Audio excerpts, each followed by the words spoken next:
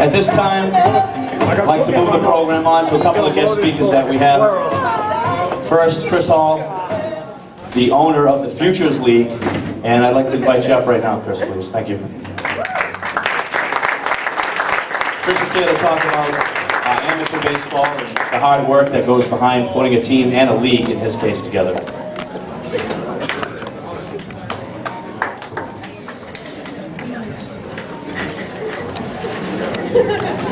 It's a tough act to follow. Thank you very much for having me tonight. I'll shorten my speech a little bit since when we get to Richie, because Richie has much better stories than I will ever have after 18 years in the big leagues. A little bit about the Futures League, Futures Collegiate Baseball League.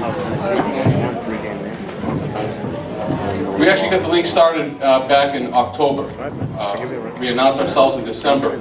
Very similar to the Cape Cod League and the New England Collegiate Baseball League is what we've done. We had two ownership groups that were trying to get into a league and were not allowed to get in for X amount of reasons. And the owner of the Brockton Rocks and the owner of the Lowell Spinners, who was a Class A affiliate of the Red Sox, got together with myself and we decided to take this to the next level, and we started our own league since we couldn't get into the other league in New England. We're starting our league with only 4 teams. Rochester, New Hampshire, Nashville, New Hampshire, Martha's Vineyard, and Torrington, Connecticut. And I can't tell you, I mean, the work that these guys put in just for one team, we're trying to get 4 teams off the road, off and running, is, it's amazing the work that you guys put in just for here. You guys, I'd love to see you in my league at some point. You guys, you get it, you understand it and what it takes. And a little bit, what happens with these collegiate leagues and why they're sprouting out across the country right now is, when I used to be the general manager of the National Pride, and I was fortunate enough to have Butch Hobson as my manager, Brian Daubach, Rick Miller, El Guapo was my closer in '07 when we won the championship. The problem was, you can win a championship there, but when you have a budget of about $1.5 million, you don't get $700,000 in sponsorship from a community, and you don't get 1,500 people a night. You're losing money, and the team's gone. And that's pretty much what happened in Nashville. We could never get them, we could never pull it together. But here, you guys get it. This community is strong. Just, I grew up in Brockton, so I understand the bond that you guys have here, and I understand playing. I played in the Park League, played in the Industry League, played in the Cranberry League, and fortunate enough to play down the Cape League for about a week and a half until Nomar stole against me and the ball went to right field and had surgery the next day.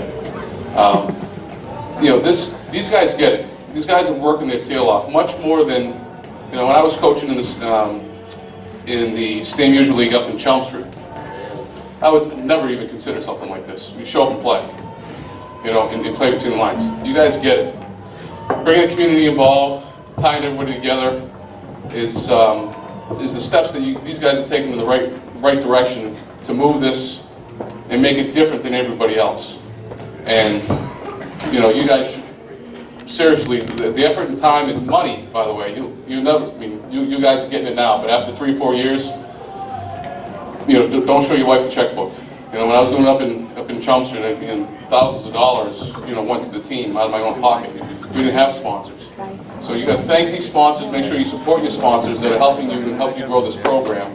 Because without them, it's going to be very hard for you guys to continue to play every year. It really is. Sponsors in the community is what drives amateur baseball. Everything from Little League to the major leagues. It's really is what drives it. That community and the community behind it.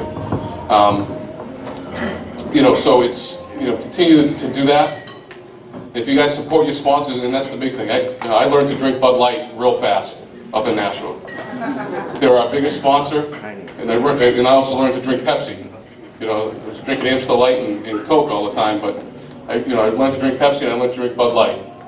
Find a way to help support these guys, and they'll continue to build a bond, and you'll start finding the rest of the sponsors and the rest of the community will support you, and then then you've got a nice little gem, you've got a nice little product that's happening as you move on.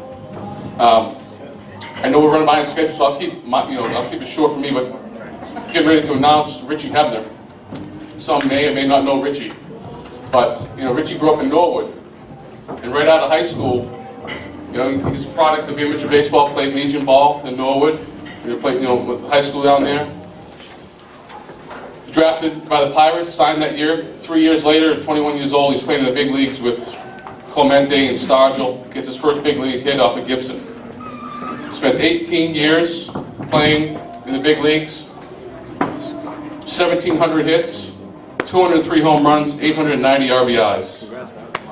And since he's left playing professional baseball, playing in the major leagues, and I think his last year was with the Cubs at 85, Richie has spent another 24 years, I believe. It's a total of 42 years in baseball, professional baseball, coaching at all levels. He spent another 4 years in the big leagues. He's a big league hitting coach for the Red Sox. And I believe he was with the Blue Jays. Richie, you can fix that for me later, but 4 years. So 22 years in the major leagues, and another 20 years coaching in the minors, from A-ball to AAA, managing, hitting coach, roving guy, whatever it took.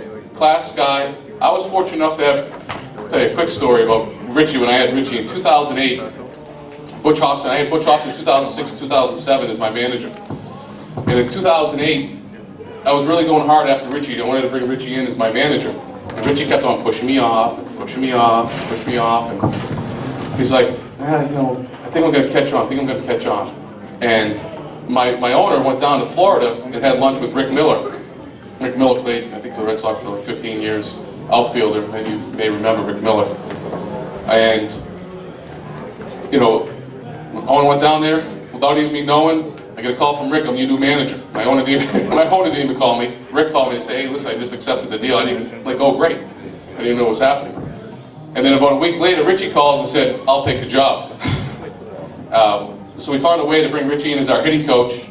Second game into the season, Richie got a call from the Orioles to go manage an A-ball for them down in Maryland. So I was fortunate enough to have him for 2 games. We won the championship in 07. We had a tough year in 08, and we sold the team.